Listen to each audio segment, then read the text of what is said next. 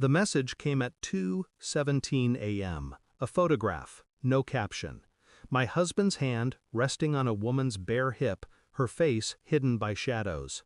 I sat up in bed, phone trembling in my hand. He was asleep beside me, mouth slightly open, breathing slow, as if nothing in the world had shifted. I stared at the picture until the pixels burned into my eyes. The sheets smelled of detergent and his cologne.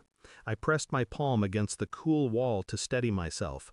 I didn't wake him, didn't scream, didn't cry. Instead, I closed my eyes and listened to his breathing, trying to map the distance between the man in the picture and the one lying inches from me. Something cracked in me that night, not loud, but final. At breakfast, he poured coffee like always, smiling faintly as if we were still a family. Our child colored at the table, humming softly, oblivious. "Did you sleep?" he asked. "Yes," I lied. I watched his hands, his phone, the faint perfume on his cuff. Little betrayals stacked like bricks. I remembered the wedding vows he'd spoken years ago, his eyes steady, his fingers tight around mine. I'd built my life around those words, and now this. Not just the picture, the way he shifted when my name flashed on his screen, the sudden late nights, the new shirts he bought but never wore at home. I stopped hearing his voice, stopped tasting the coffee. Inside, a map was forming, a route from suspicion to certainty. I didn't want a scene, I wanted truth, clean and unarguable. I began collecting pieces quietly, phone bills, receipts, deleted messages resurrected from the cloud. I learned to copy his keys in silence, to track his movements without breathing harder. Every night, after our child fell asleep, I sat at the kitchen table under a single bulb, cataloging evidence like a detective in my own life. I ordered a DNA kit, not for me, for our child. The thought came like a whisper, terrifying in its clarity. If he was capable of one betrayal, why not another? The saliva swab felt like a crime. Our child laughed at the game I made up, unaware of the weight behind it. I mailed it, then waited. Every moment with him became theater, his hand on my shoulder, his casual texts, his forced affection. I mirrored it all with a smile, the way a spy wears a mask. Inside, the storm built. Not wild, precise. The envelope arrived on a Wednesday afternoon. Thin, white, ordinary. I opened it in the bathroom with the fan running. The paper trembled only once in my hands. The results were clear.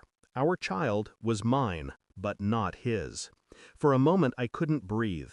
Not because I was surprised, because confirmation is heavier than suspicion. It makes the betrayal solid. That night I laid the paper on the table while he ate. He looked down, frowning. "What's this?" "You tell me," I said. My voice was calm. He read. His lips parted. He blinked fast, like someone waking from anesthesia. This isn't." But he didn't finish. He didn't have to.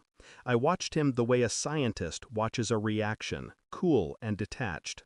I didn't yell. I didn't accuse. I slid his packed bag across the table. Keys on top. Phone wiped clean. "You're leaving tonight," I said softly.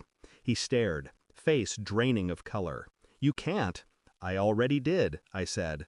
He opened his mouth again, but no sound came. His shoulders sagged as if someone had cut the wires holding him upright. I lifted our child, still sleepy from an early nap, and stood between them. "You're nothing to me now," I whispered. "Take your lies with you." The silence after that was enormous, a kind of vacuum. He picked up the bag, eyes glassy, and walked out into the night without another word. The house felt bigger once he was gone, the air clearer. Our child slept in the next room, breathing softly, innocent still. I sat on the edge of the bed and stared at the empty space where he used to sleep. The pillow was cold already. I thought about all the nights I'd believed his stories, all the times I'd let myself be fooled by routine, by familiarity. It was almost funny, the precision of his deception. Almost. But I wasn't broken.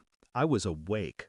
I deleted his number, blocked his email, closed the photo app, and left the message thread untouched, a relic of the moment the illusion cracked.